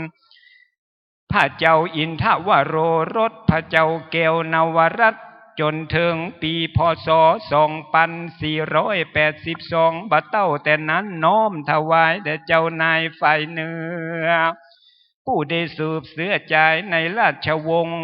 ต่างๆที่เคยปกครองอาณาจักรหัวเมืองเหนือซึ่งเป็นอาณาเขตอาณาจักรรัตนโกสินทร์ในรัชสมัยของพระบาทสมเด็จพระพุทธยอดฟ้าจุฬาโลกตลอดจนถึงข้าขุนต่างๆในราชวงศ์ที่พจักรข้าขุนราชวงศ์ฐานันดรต่างๆราชวงศ์ณนานตระกูลณลำปูนตระกูลณเจียงใหม่และข้าขุนต่างๆผู้มีพระคุณต่อพระพุทธศาสนาและโดยเฉพาะอย่างยิ่งวัดสวนดอกพระอารามหลวงแห่งนี้ผู้ข้าพเจ้าต่างหลายได้นำลึกถึงคุณงามความดีได้น้อมกระทำกตัญญูกตเวทีอุทิศแด่จิตดวงวิญญาณของข้าเจ้าต่างหลายอยู่ที่ไกลไปบ่ฮอดจักขออ่อนออดยังเทวบุตรเทวดาตนมีอิทธิฤทธีนำเอากุศลบุญตานเจียงนี้ไปจุจอดลอดเทิงแม่นจากเถิงเมื่อเจ้าเฮอได้เป็นเขาง่ายแม่นจากเถิงเมื่อลาเมื่อควายเฮอได้เป็นแผ่นพันเสื้อผ้าแม่นจากเถิงเมื่อลุนขุนลาเฮอได้เป็นข้าวติบน้ำติบ10 ประการเสวยนิรันดร์การตลอดนั้นจุงจักมีเตียงแต่ดีลีกุศลบุญญาพิตาลาสีนี้นามีมากจากภายแผ่เฮอเถิงเกมเหสิขาเทวดาเทพเจ้าวันอยู่เฝ้ารักษาอาวาสรักษาอากาศไปบนปัพพตาตนองค์อาจลุกขจาเทวดารักษาเคหะอาวาสบรมนาถอินตามหาพรหมาดานดาวจตุโลกเต้า4 องค์การยมมาบานตนใจหานหัดหาวยมมาราเต้ากันตัปปาอสุลาอสุลีตังยักขาและยักขีเตจะมีสะอาดกุมปันตลาดเรื่องฤทธีตังนางธรณีผู้จำบุญและบาปผู้หูโอกาสกระทำบุญขอจงได้มาปัตตานุโมตนาบุญกับมูลศรัทธาผู้ข้าพระเจ้าตั้งหลายไปในหมายมีพระเดชพระคุณหลวงพ่อพระราชราชมุนีเป็นเก้าเป็นประธานตลอดจนถึงสัตถิวิหาริกลูกศิษย์ลูกหาจุตนกุองค์ตลอดจนถึงศรัทธาสาธุชนตั้งหลายนั้นจุงจักมีเตียงแต่ดีลีเตจะบุญนันมูลศรัทธาผู้ข้าพระเจ้าตั้งหลายยินดีได้สร้างมีพละใหญ่กว้างนักหนาจากอุทิศไปหาสัพพสัตตาขนานาน้อยใหญ่แม่นตัวอยู่ในน้ำและไตเนื้อดินสัตว์4 ตีน2 ตีนสัตว์มีปีกหลายจาดสัตว์อยู่ในอากาศกลางหาวอาปาเท่าโกอันมีตีนมากลายอันศรัทธายิ่งใจหลายซ้ำได้ขาค่ำกวนควีได้ผูกมัดดาบุตีหืออินทรีคอยขาดชีวิตขาดตัวตายเตจะบุญอันมูลศรัทธาผู้ข้าพระเจ้าตั้งหลายได้หยาดน้ำทอกถมถวายให้เขาเจ้าทั้งหลายหมดหมู่ใหญ่น้อยกู้ตัวตนได้เสวยกุศลปนโตดบุญอย่างนี้โพดคุณนาไปเกิดเป็นเทวบุตรเทวดาตนพระเสริฐไปบังเกิดในที่สุขเสถียรคือมาขี้คายกรรมเวรลุบเลี้ยนเลวสมดังพระตนแก้วตันเตสนาวสัพเปสัตตาอเวลาหุนตุสุขีอัตนังปริหะลันตุนั้นจุงจักมีเตียงแต่ดีลีแด่เธ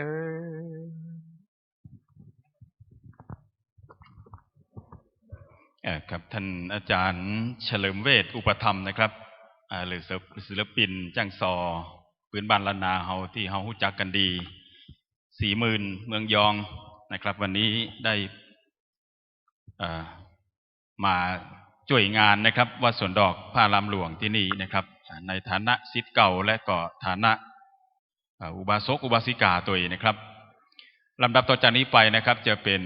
พิธีทอดผ้าไตรบังสุกุลนะครับจำนวน25ไตรเมื่อกระผมนะครับกระผมได้อ่านรายนามทั้งหมดนะครับก็ขอพระเดชพระคุณท่านและก็กราบเรียนเชิญแขกผู้ทรงเกียรตินะครับจำนวน25ท่านนี้ได้ทอดผ้าไตรบังสุกุลณแถวอัดสงด้านหน้านี้พร้อมกันนะครับเด้อลำดับที่1นะครับพระเดชพระคุณพระราชรัชมุนีเจ้าอาวาสวัดสวนดอกพระรามหลวงนะครับเจ้าคณะอำเภอเมืองเชียงใหม่ลำดับที่2พระครูพิพิธสุตาธรผู้ช่วยเจ้าอาวาสพระรามหลวงครับพระครูสาธรธรรมสิทธิ์ผู้ช่วยเจ้าอาวาสพระรามหลวงพระครูประวิตรวรานุยุตพระครูปรีชาปริยัตยาธรพระครูสุนทรสังฆพินิจพระครูกิติภัทรานุยุตพระสมุชิตชัยทิตปัญโยพระมหาบุญชัยประภัสรเมธีพระครูปรัตน์ณัฐพลจันทิโกครับผู้ช่วยเจ้าอาวาสพระรามหลวงครับพระมหาถนอมธรรมวโรพระมหาเพทายธรรมโสพโนพระมหาสราวุธสันโตภาโสพระมหาธนงศักดิ์ธีระสโกพระมหาสุมิตรธรรมชีวีพระสุภชัยชยสุโภคุณพ่อสมศักดิ์ศรีดอกบวบนะครับคุณแม่รุ้งราวันแซ่ย่างคุณพ่อมานพปินดารัตน์ท่านอาจารย์ดร.สมทบพาจรทิศนะครับแม่คำปันมีทรัพย์แม่ผายศรีแจ่มดีนายอดุลพูนศรีนายพรหมพรพูนศรีและนางธรรมพรพูนศรีกราบรัตนาและกราบเรียนเชิญ25ท่านขอรับกระผม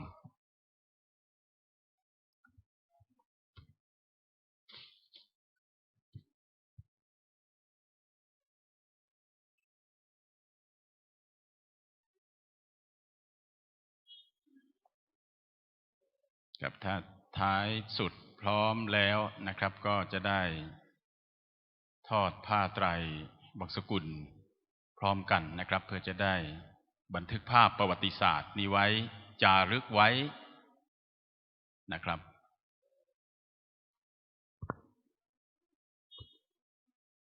ครับพร้อมแล้วครับผม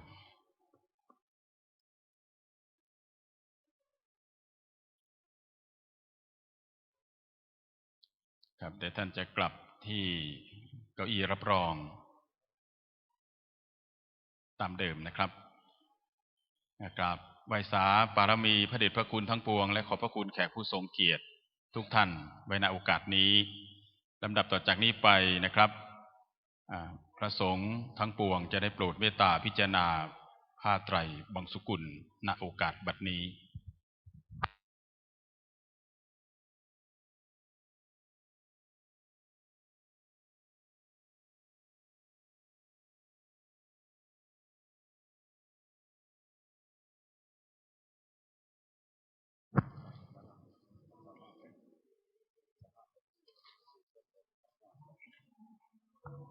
ครับต่อไปนี้เจ้าหน้าที่นะครับจะได้เก็บผ้าผูกสายโยงนะครับหลังจากนั้นนะครับก็จะได้ประกอบพิธีนะครับประเคนเครื่องทยทานนะครับงานสมโภชวัดสวนดอกพระรามหลวงและถาวรวัตถุทั้งปวงนะครับวันนี้วันศุกร์ที่13พฤษภาคม2559นะครับจะได้ประเคนพระพุทธนะครับและพระมหาเถรานุเถระที่โปรดเมตตาในวันนี้จำนวน155รูปนะครับกระผมก็จะอ่านไปเรื่อยๆนะครับตามรายชื่อที่มีนะครับเนื่องจากพระเถรานุเถระจำนวนมากนะครับถ้าผมอ่านรายชื่อจบหมดแล้วนะครับก็ขอกราบเรียนเชิญนะครับเรียนเชิญแขกผู้ทรงเกียรติทุกท่านนะครับได้ช่วยร่วมกันประเคนเป็นเจ้าภาพร่วมกันทั้งหมดนะครับ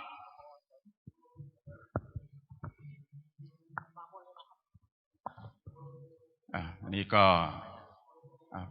ทั้งเจ้าหน้าที่นะครับฝ่ายพิธีการนะครับเทียบจตุปัจจัยทยธรรมแด่พระสงฆ์ทรงสมณศักดิ์ทั้งปวงนะครับ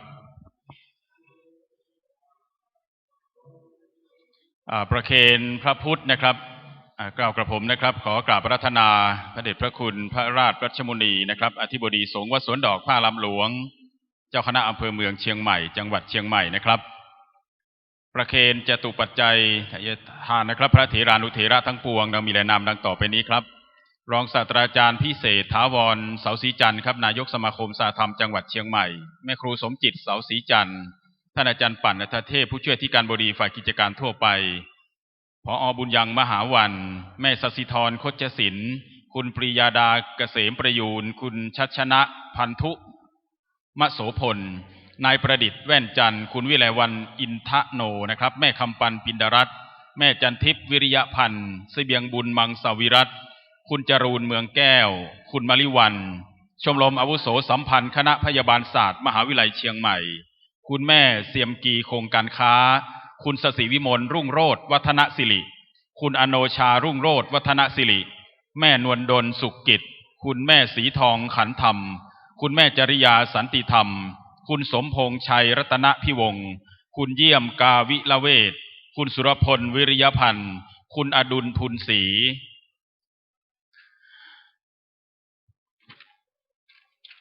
แม่ยุพาปัญญานะคุณสาธิตคุณพัฒสิตาสิงไตรโรจน์นะครับคุณแม่สุพินชัยรัตนพิวงศ์คุณแม่จันฟองนันทะพัฒนปรีชาคุณสมศักดิ์ศรีดอกบวบคุณแม่เสงี่ยมนันทะพลนะครับคุณแม่แว่นขัดเคืองแม่ครูสีตาคุณเสริมสวยนุชนรีนะครับร้านคอฟฟี่วิลล่าแม่ลำพาสันติธรรมอาจารย์จรูนจันทมาลัยนอกจากนั้นนะครับกราบเรียนเชิญแขกผู้ทรงเกียรตินะครับบนพระวิหารหลวงแห่งนี้ช่วยประเคนพระเดชพระคุณทั้งปวงกราบเรียนเชิญแขกผู้ทรงเกียรติทุกท่านครับและก็กราบเรียนเชิญท่านอาจารย์ดร.สมทบพาจรทิศนะครับมอบปฏิการะขอบคุณนะครับมคณายกท่านอาจารย์เฉลิมเวชด้านหลังด้วยนะครับด้านหลังแถวด้านหลังเข้าด้านหลังเลยนะครับด้านหลังแล้วเดินมาในสุดเลยนะครับเพราะว่าพระเดชพระคุณถ้าประเคนเสร็จแล้วก็กลับที่รับรองตามเดิมนะครับเพื่อที่จะได้รับพรกรวดน้ำอุทิศกลาปนาผลนะครับน้อมอุทิศถวายอดีตเจ้าอาวาสนะครับตามที่พ่ออาจารย์ได้ยื่นโยงองค์การนะครับแบบพื้นบ้านล้านนาเรานะครับแล้วก็อุทิศถวายผู้มีอุปการะคุณทุกท่านนะครับทั้งที่ได้เอ่ยนามและไม่ได้เอ่ยนามเข้าด้านในเลยนะครับตลอดถึงเจ้ากรรมนายเวรสัตว์สรรพสัตว์ทั้งหลายเทวบุตรเทวดาแม่ธรณีเจ้าที่ณสถานที่แห่งนี้ก็ดีที่บ้านของเราก็ดีนะครับสัตว์สรรพสัตว์ทั้งหลายนะครับได้อนุโมทนานะครับส่วนบุญในครั้งนี้นะครับเพื่อให้เราท่านทั้งหลายได้อยู่เย็นเป็นสุขมีโชคมีใจตัวกันคู่คนนะครับแถวด้านหลังตัวเนอร์นะครับอาจารย์ดร.สมทบพาจรทิศช่วยดูแลทางด้านหลังตัวนี้ครับเนอร์นะครับเป็นลูกศิษย์อาจารย์ดร.ส่งเสริมนะครับแสงทองตัวนะครับอาจารย์จรูนจันทมาลัยนี่กับครูบาอาจารย์ผมเลยครับเรียนธรรม9ประโยคเนาะกับสอนบาลีผมได้ประโยค5เนี่ยกับเปิ้ลนี่แหละครับอยู่ทางด้านหลังช่วยดูแลทางด้านหลังตัวครับผม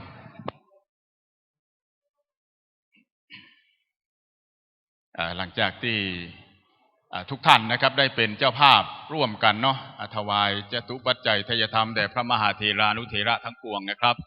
แล้วเนาะกล่าวกระผมนะครับไหว้สาปารมีพระเดชพระคุณทั้งปวงได้ศีลฮึปอนหมู่เฮาเจ้าข้าตั้งหลายก็เตรียมน้ำที่จะกรวดเนอวันนี้บุญใหญ่บุญหลวงนะครับวันแรกของงานปล่อยหลวงวัดสวนดอก644ปีนะครับตั้งหลังเป็นได้พ่องน้อนะครับตั้งหลังช่วยประเคนให้โมดนะครับเนี่ยดูตั้งหลังให้เรียบร้อยนะครับทุกแถวนะครับไหว้สาปารมีขอสุมาพระเถรานุเถระนะครับที่ข้าเจ้าตั้งหลายอาจจะยืนเตียวไปเตียวมานะครับเนาะนะครับเพื่อความถวายนะครับอำนวยความสะดวกนะครับณโอกาสบัดนี้เฮาฮับปอนด้วยกันเน้อนะครับยะถาวาริวหาปุราปริปุเรนติสาคารัง เอวะเมวะอิโตทินังเปตานังอุปกัปปติเอจิตังปฏิตังตุมหังคิปะเมวะสมิจฉตุ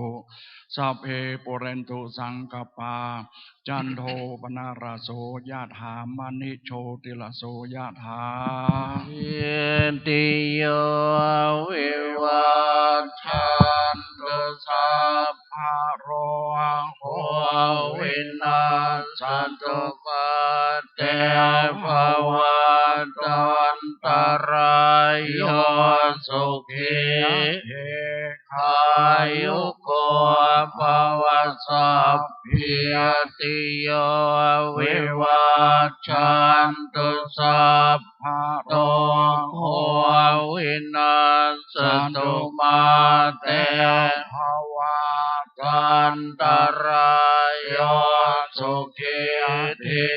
ขายุโกภวสัพพิติโยวิวัชชันตุสัพพะโรโควินาศตุมาเตภวัตวันตรายโยสุขีทีขายุโกภวะอภิวาทนาสิริสเนจังวุธาปัจจายโนจัตตารโอธรรมาวัฏฐันติอายุวันโนสุขังภารายัญจะโหทักขินาทินนาสังฆามหิสุปฏิทิตาเอกรัตตังหิตายาสถานะโสอุปการปฏิโสยาติธรรมโมจะอายังนิทัสสิโตเปตานาปูชาจักตาอุลาราอาลันจะภิกขุนามานุปทินังตุมเหหิปุญญังปัสสุตังอนัปปะคันติรัตนาตยานุภาเวนรัตนาตยเตสัสสะทุกขโรคพยาเวนาโสกาสันตุจุปัฏฐวาอเนกาอันตรายาปิวินาสันตุอเสสะโตชยสิทธิธนังราพังโสทิภาคยังสุขังภรังเสลิอายุจะวันโนจะพุทธังพุทธิจยสวาสัตวาสาจะอายุจะเชวสิทธิภวันตุเตภวตุสัพพมังกรังลาขันตุสัพพเทวตาสัพพพุทธานุภาเวนัสสทธาโสทิภวันตุเตภวตุสัพพมังครังลาขันตุสัพพวัตตาสัพพะธัมมานุภาเวนัสสทธาโสทิภวันตุเตภวตุสัพพมังครังลาขันตุสัพเทวตาสัพพสังฆานุภาเวนัสสทธาโสทิภวันตุเตสาธุสาธุสาธุท่านผู้มีเกียรติครับทำบุญและอธิษฐานทำทานในอุทิศลำดับตอนนี้ไปท่านผู้มีเกียรติทั้งหลายจะได้พร้อมใจกันกล่าวคำแผ่เมตตาเป็นกำเมืองล้านนากับผมขอนำเรียนณที่นี้นะครับในวันนี้ถือว่าเป็นวันสำคัญที่มีการปรับเปลี่ยนอย่างบางอย่างที่ตั้งแต่อดีตจนถึงผ่านมาด้วยองค์ความรู้ของพระเถระผู้ใหญ่ระดับความรู้ปริญญาเอกปริญญาธรรม9 ประโยคจึงเป็นที่ยอมรับของคนในวงการพุทธศาสนา ซึ่งเมตตาบารมีธรรมหลวงพ่อพระราชรัชมุนีได้โปรดเมตตาปรับปรุงแก้ไขคำกล่าวแผ่เมตตารวมไปถึงวันตาหลวงพุทโธมังกละซึ่งในวันนี้เป็นวันแรกที่ผมจะได้น้อมนำเอาองค์ความรู้ได้เผยแผ่ต่อสาธารณชนว่าความถูกต้องนั้นเป็นจะได้เพื่อความถูกต้องทางด้านธาตุวิภัตปัจจัยทางด้านภาษาบาลีให้ถูกต้องได้ทั่วถึงกันวันนี้ผมขอนำเสนอเรียนเชิญท่านผู้มีเกียรติทั้งหลายกล่าวคำแผ่เมตตาเป็นกำเมืองล้านนาพร้อมกันครับอิตังตานากัมมังนิปานาปัญจโยโหนตุโนนิจังอิตังศีลากัมมังปัญจโยโหนตุโนนิจังอิตังภาวนากัมมังนิปานาปัญจโยโหนตุโนนิจังยังกินจิกุสลังสาเปหิกาเตหิกาตังปุญญังโนอนุโมทันตุสุนันตุปนโตเยเตวะอัสสมิงทาเนตาทิคายุกาสันทาหนตุสัพพสัตตังกิอาตานังปริหารันตุปิตาสุขิตาหนตุทุกขาปามุจจันตุสัพเพยาตากาสุขิตาทุกขาปามุจจันตุสัพเพอัญญาตากาสุขิตาหนตุปามุจจันตุสัพเพปิสาสัพเพยัคขาสัพเพเปตาสุขิตาหนตุทุกขาปามุจจันตุนาคตาสุขิตาหนตุทุกขาปามุจจันตุสัพเพเทวาสุขิตาทุกขาปามุจจันตุสัพเพอาจาริโยปัญชายาสุขิตาทุกขาปามุจจันตุสัพพสัมปตินังสามิจันตุโววันตามิพุทธังสัพพเมวะโตสังฆามาธัมเมพันเต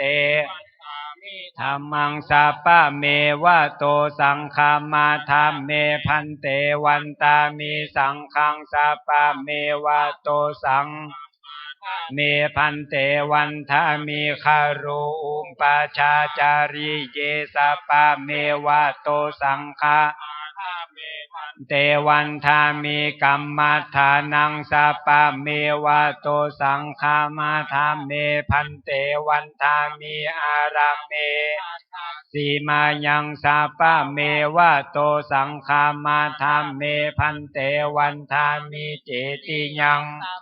สัพพทาเนสุปฏิทิสาลีลาธาตุมหาโพธิงพุทธรูปังสาธานาคาโลเกเทวโลเกพรหมโลเกจัมพุทิเปลังกาทิเปธาตุโยเกสาธาตุโยอาราหันตาธาตุโยเจติยังคันธากุติงราสีติสหัสเสธรรมขันเทสัพเพสังปาทะเจติยังอังวันตามิสัพพโสวันตามิพันเตสัพพังอาปัลลาทังคัมมาธัมเมพันเตตังปุญญังสามินาอนุโมทิตาพังสามินากาตังปุญญังตาพังสาธุสาธุอนุโมทามิ เยคายุโกอายุวันโนสุขังปะลังสาธุสาธุสาธุครับสำหรับในวันนี้นะครับพิธีปาฐกถาธรรมนะครับและก็พิธีทักษิณานุปทานนะครับก็ได้เสร็จสิ้นลงแล้วกล่าวกระผมนะครับในนามของคณะกรรมการจัดงานนะครับในนามของวัดสวนดอกในนามชุมชนสวนดอกในนามพี่น้องชาวเจียงใหม่นะครับอันมีท่านประวินชำนิประสาทนะครับผู้ว่าราชการจังหวัดเจียงใหม่ท่านในอำเภอทุกอำเภอนะครับโดยเฉพาะอย่างยิ่งท่านในอำเภอเมืองเชียงใหม่ท่านสรัญยูมีทองคำนะครับพร้อมด้วยพี่น้องสาธุชนองค์กรมูลนิธินะครับไวสาปารมีเมตตาปารมีนะครับ พระเดชพระคุณทั้งปวงเน้อนะครับครูบาเจ้านะครับครูบาจันต้าลังสีตัวนะครับเน้อพระสงฆ์องค์เจ้านะครับจำนวน155รูปนะครับในวันนี้เก้ากระผมนะครับกราบไหว้สาเมตตาปารมีธรรมจุตนจุองค์นะครับในจำนวน155รูปนะครับที่โปรดเมตตาข้าเจ้าผู้น้อยพี่น้องสาธุชนทั้งหลายทั้งมวลที่ได้ประธานอนุญาตเนาะนามพระเดชพระคุณทั้งปวงนะครับออกอากาศช่วงนี้ก็ถ่ายทอดสดอยู่นะครับถ่ายทอดสดทาง FM 104.50เมกะเฮิรตซ์นะครับสถานีวิทยุวัดฝ่ายหินมหาวิทยาลัยเชียงใหม่นะครับเป็นแม่ข่ายในการถ่ายทอดสดอยู่นะครับขอแจ้งกำหนดการในวันพรุ่งนี้นะครับวันเสาร์ที่14พฤษภาคมนะครับก็ตรงกับเดือน8เหนือขึ้น9ค่ำนะครับก็เริ่มตั้งแต่เวลา9 โมงครึ่งเป็นต้นไปเนอนะครับแขกผู้มีเกียรตินะครับพร้อมกันณพระวิหารหลวงแห่งนี้นะครับไหว้พระหับศีลพระสงฆ์พระมหาเถรานุเถระ9รูปเจริญพุทธมนต์นะครับแล้วก็กล่าวคำถวายสังฆทานแขกผู้ทรงเกียรติผู้แทนเฮาท่านทั้งหลายวันพรุ่งนี้ก็จะได้ถวายเครื่องทายธรรมแด่พระสงฆ์ทั้งปวงนะครับหลังจากนั้นพระเถรานุเถระจะได้อนุโมทนาฮึปอนฉันพระทหารเพลและก็ในเวลา 14 นาฬิกาเนอพี่น้องที่รับฟังอยู่ต่างบ้านต่างจองนะครับเวลา 14 นาฬิกาวันพรุ่งนี้ขบวนแห่สมโภชนะครับงานปล่อยหลวงในครั้งนี้นะครับจะได้พร้อมกันณที่ศูนย์วัฒนธรรมนะครับหอศิลป์นะครับมหาวิทยาลัยเชียงใหม่นะครับเคลื่อนขบวนมาที่วัดสวนดอกพระรามหลวงที่นี่เนาะหลายขบวนนะครับวันพรุ่งนี้ขบวนจังขบวนม้าเนาะขบวนจั่งฟ้อนขบวนก้องกล่องทั้งหลายนี่ครับวันนี้จะตั้งขบวนนะครับพรุ่งนี้บ่าย2 โมงนะครับตั้งขบวนที่หอศิลป์มหาวิทยาลัยเชียงใหม่นะครับ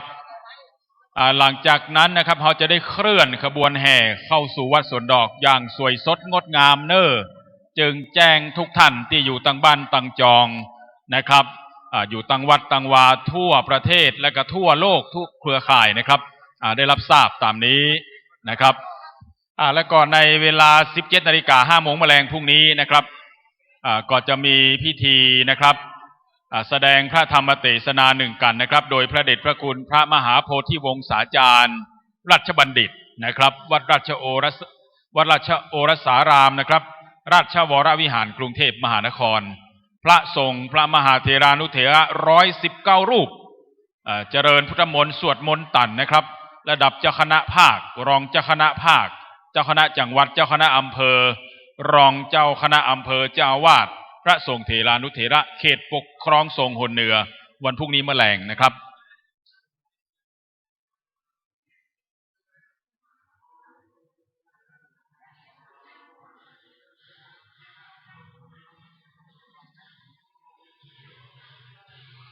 กับพระเถรานุเถระนะครับที่เจริญ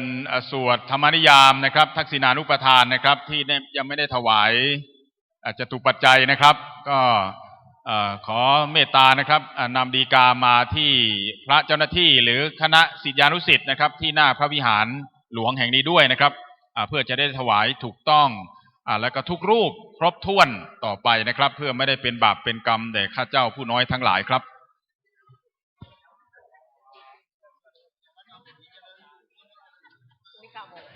พรุ่งนี้บ่มีใส่บาตรนะครับเริ่ม9 โมงนะครับหลังจากนั้นตอนมะแรงนะครับแล้วก็เวลา 19 นาฬิกา 7 โมงมะแรงนะครับประกวดแข่งตีกลองสะบัดใจนะครับวันพรุ่งนี้วันนั้นมี3ช่วงเนาะก็วันพรุ่งนี้นะครับ9 โมงนะครับแล้วก็บ่าย2แห่นะครับแล้วก็มะแรง 17 นาฬิกามะแรงนี่ครับก็เต้นะครับโดยพระเดช